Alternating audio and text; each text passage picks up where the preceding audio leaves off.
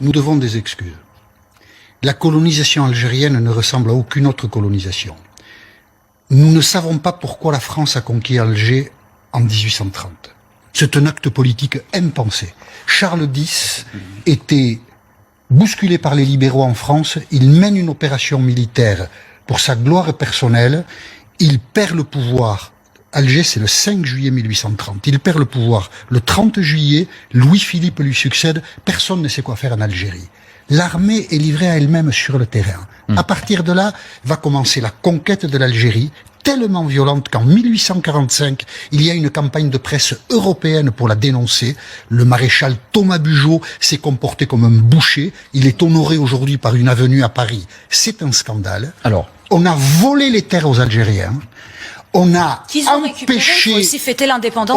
empêché la scolarisation de 5 générations d'Algériens qu'on a condamnés à l'ignorance et à l'analphabétisme, et on a lancé du napalm sur les villages algériens. Nous devons des excuses, Pascal ? J'ai vu que vous aviez dénoncé l'existence de l'avenue Bugeaud, le général Bugeaud, à qui on peut attribuer bien sûr les massacres en Algérie. Alors est-ce que c'est... Pas des massacres.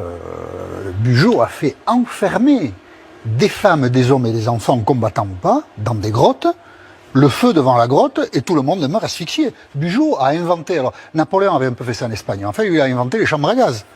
Et il a une rue, un problème. Et vous avez interpellé d'ailleurs la maire de Paris, tous les candidats à la mairie de Paris. Personne ne répond et tout le monde s'en fout. Personne ne répond. Très bien. Mais Bugeaud, quand même, parce que, par exemple, on peut dire de Colbert, moi je ne le dis pas, hein, on peut dire de Colbert qu'il y a un anachronisme, on revisite ça avec nos valeurs d'aujourd'hui, patati patata. Mais Bugeaud, il fait ça en 1845, en Algérie, c'est la fin de la conquête d'Algérie. C'est une conquête qui a été terriblement sanglante. On a brûlé des villages, on a tué des gens, c'est une épouvante.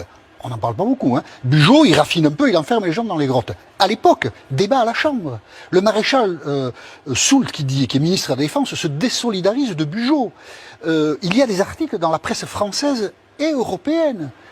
Tout le monde est scandalisé. Et puis en 1865, c'est le Second Empire, on lui donne une avenue. On réaménage la place Dauphine, on creuse l'avenue Bugeaud qui va rallier la place Victor Hugo et l'avenue...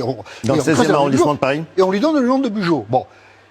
C'est le Second Empire qui fait ça parce qu'il y a des solidarités militaires. Mais la mairie de Paris aujourd'hui, elle ne pourrait pas regarder cette histoire. Bugeaud est un salopard. Il a inventé les chambres à gaz. Et il a une avenue à Paris. Eh bien, vous dites ça, mais tout le monde s'en fout. Alors, bien sûr que ça suscite de la colère après, chez les gens qui sont les descendants de toute cette histoire douloureuse. Parce que aujourd'hui, le visage que nous montrons, c'est le visage d'un égoïsme total. C'est du passé, allez vous faire voir. Les vainqueurs ont écrit l'histoire. Mais quand les vaincus, aujourd'hui, demandent aux vainqueurs comment vous avez écrit l'histoire, on ne peut pas leur dire d'aller se faire voir. Il faut être capable de leur répondre. Et sur Bugeaud, on pourrait parler d'autres personnages, hein, mais sur Bugeaud, personne n'a de réponse.